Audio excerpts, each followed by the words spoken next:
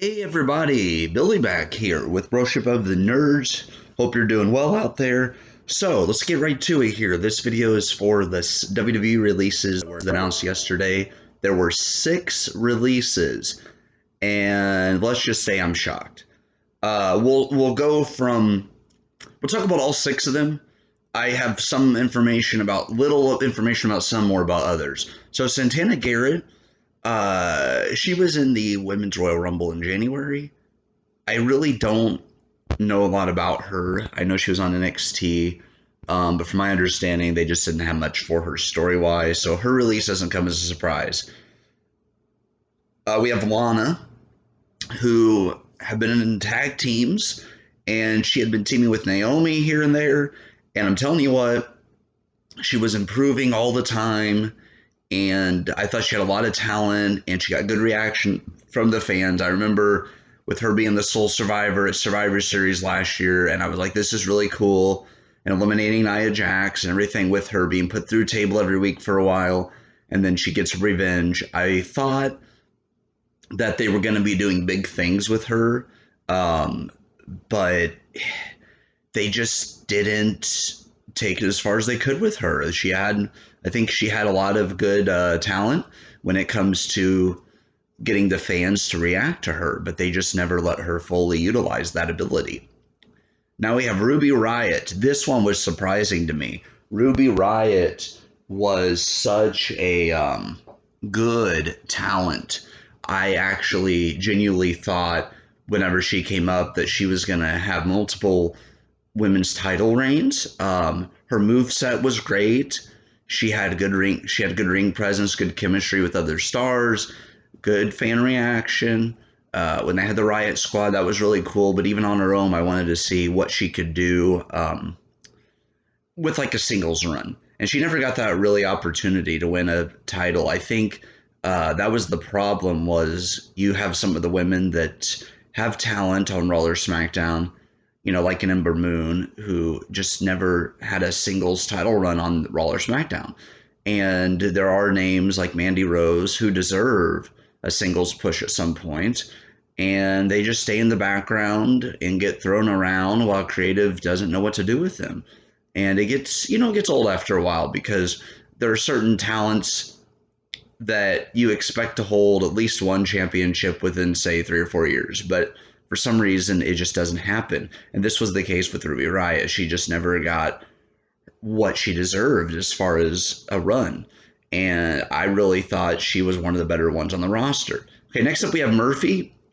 He was involved with some really good storylines with the Mysterios, with Seth Rollins. I remember him and Alistair having great matches. We'll get to him later.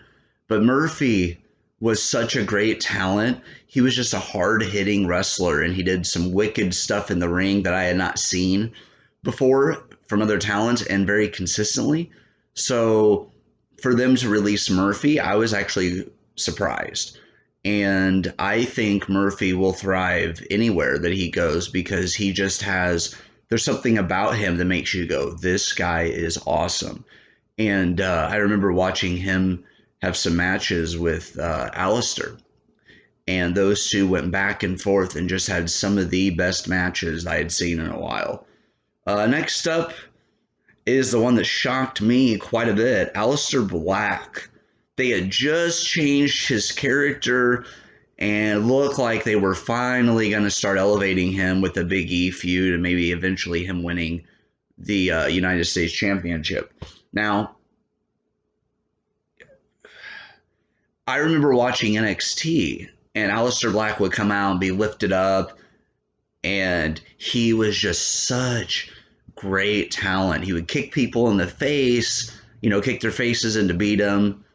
Fade to Black was really cool. My favorite thing that he did was his in-ring psychology. He would go to jump over the top rope, but his opponent would move out of the way, so he would land crisscross applesauce and just stare at them and kind of stare them down.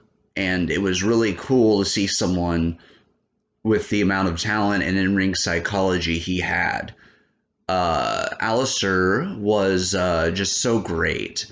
And I remember them giving him an eye patch And I'm like, wow, they have completely destroyed him. Here's the problem I have with NXT, and we'll get to the last release in a second. Here's the problem I have right now. You have an NXT star, right, like Alistair Black, who is main eventing over there.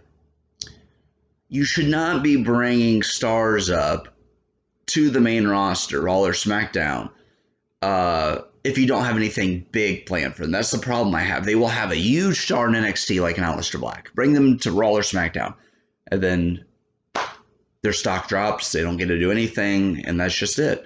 The one thing I wish that I thought they could have done better when they had the Money in the Bank ladder match in corporate.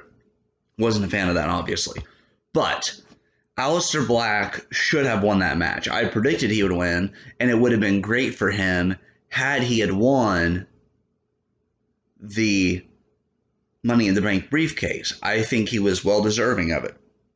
Instead, they gave it to Otis, which went nowhere. So Alistair Black, in my opinion, was such a great talent, and from what I'm hearing, just so creative, and what I could see on screen, so creative and so talented,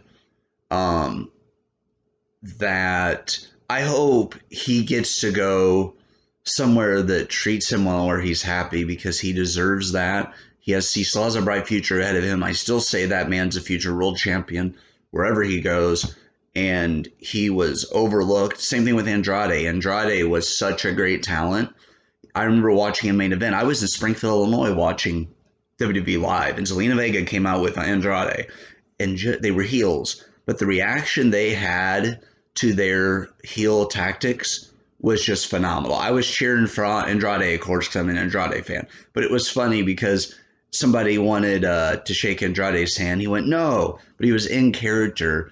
And you could see Zelina almost smile a little bit because they were just so good of heels. And Alistair was such a good face. And they tried to turn him heel, and it just did not work. So they dropped the ball with Alistair Black and many other NXT stars in the past, right? So that is that. And then, of course, finally, Braun Strowman. So with Braun Strowman, what happened with him, it surprised me. Braun Strowman did some crazy stuff. I remember the grappling hook and flipping the ambulance and all of that. And he is just so creative. Braun was awesome in the ring. He had trimmed down. I mean, that guy was just ripped. He went really lean on us because he was a strong man. So, but then he went lean, and the guy could do some awesome stuff. Throw people around. I love when he got out of the ring and did this and tackled everybody. So, in my opinion, Braun was a champion, world champion once. And he just competed for the WWE Championship at the WrestleMania Backlash. He had competed in the Triple Threat. So for them to have him in a major title match and then just to release him, it shocked me. And it was just crazy. So we'll see what happens with this. They're saying this for budget cuts. I was shocked by some of the releases. And we'll see what happens. But that's all I have for today. So take care of yourselves, and we will keep you up to date with any more releases if they happen. I just felt like I had to speak about these because I personally was a big fan of Zelina Vega and Alistair Black, and they're both gone now. So it's just crazy. All right. Take it easy, guys.